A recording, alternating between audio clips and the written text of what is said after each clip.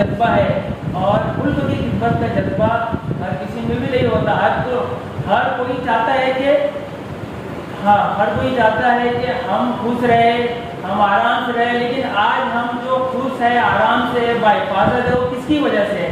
तो वो हमारे हिंदुस्तानी भारतीय फौज की वजह से है। वो सीमा पे खड़े हैं, सरहद पे खड़े हैं, तो आज हम इस खुली फिजा में सांस ले रहे हैं और आराम से बैठे, एकदम कंफर्ट जोन में बैठे हैं। इतने कंफर्ट जोन में बैठे हैं कि हमको अब लग रहा है कि जो कुछ भी होगा ऑटोमेटिक होगा।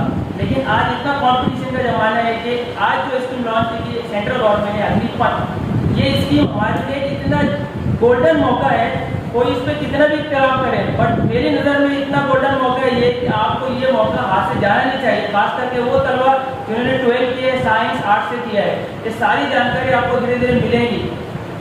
आज इतने कॉम्पिटिशन के ज़माने के अंदर जब ये मौका मिल रहा है तो आपको उसकी तैयारी के लिए जुड़ जाना है। और तैयारी आपको लगता है कि आपने फॉर्म भरा, आपका हो जाएगा सिलेक्शन, नहीं, इसकी तैयारी दरकार है। आज हर बच्चा जब पैदा होता है, जब से उसका स्ट्रगल चालू होता है, दौड़ इतना दौड़ना पड़ता है कि वहाँ पे फर्स्ट ही आना है। इंडियन आर्मी नेवी के लिए भी आपको दौड़ना पड़ेगा, तो उसके लिए फिजिकल ट्रेनिंग है, कुछ मेडिकल टेस्ट है, रिटन एग्जाम्स है, ये सारी जानकारी इंशाल्लाह हम आपको प्रोवाइड करेंगे। और जो हमने ग्रुप बनाया है, हमको लगता है किसी बच्चे ने ग्रुप उसका इंटरेस्ट था, ग्रुप ज्वाइन किया, इंशाल्लाह उसको हर तरह की मदद और मालूमात दी जाएगी।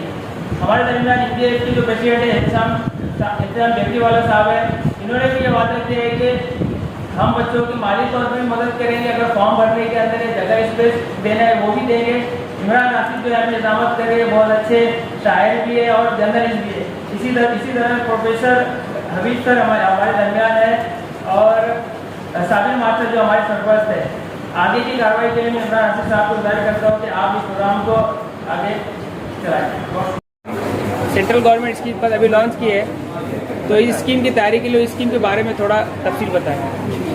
जो अभी गवर्नमेंट ने जो स्कीम लागू की है अग्निपथ बोलकर, अग्निपथ की स्कीम जो है कि 4 साल के लिए जॉब के लिए बताया जा रहा है, लेकिन उसमें कुछ गवर्नमेंट ने स्कीम मतलब कुछ परसेंटेज डाला है कि जो बच्चा अगर अग्निपथ के स्कीम में भर्ती होता है तो वो बच्चा उसमें 25% में मतलब परमानेंटली भी हो सकता है।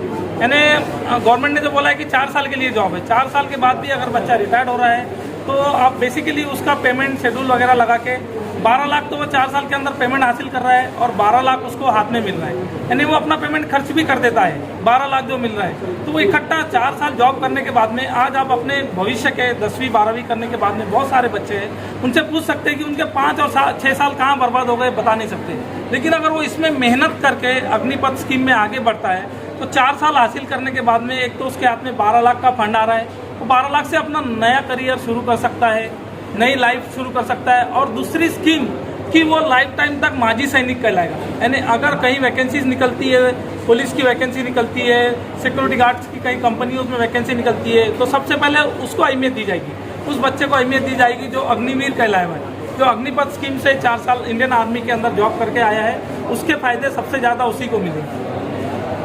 फौज की इम्पोर्टेंस आप बताएंगे हमारे तलबा को, फौज में क्यों जाना चाहिए?